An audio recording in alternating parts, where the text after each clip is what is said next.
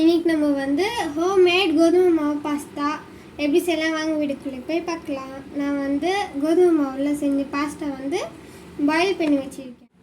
இப்போ நான் முதல்ல எண்ணெய் ஊற்றிக்கிறேன்.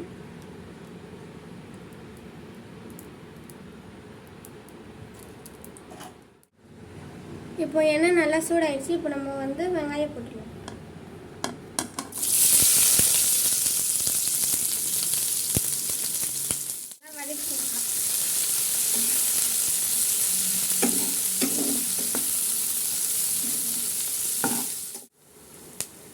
இப்போ நான் தக்காளி போட்டுருக்கேன்.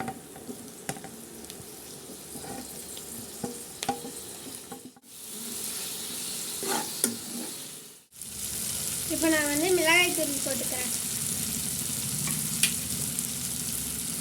அப்புறமா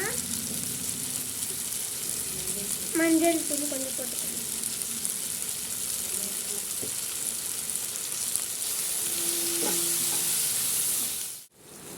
இப்போ நான் உப்பு போட்டுக்கிறேன். எனவே நல்லா கலக்கிடுங்க.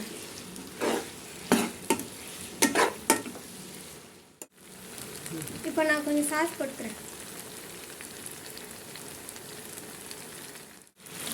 சாஸ் போட்டு நல்லா கலக்கிடுங்க. இதையே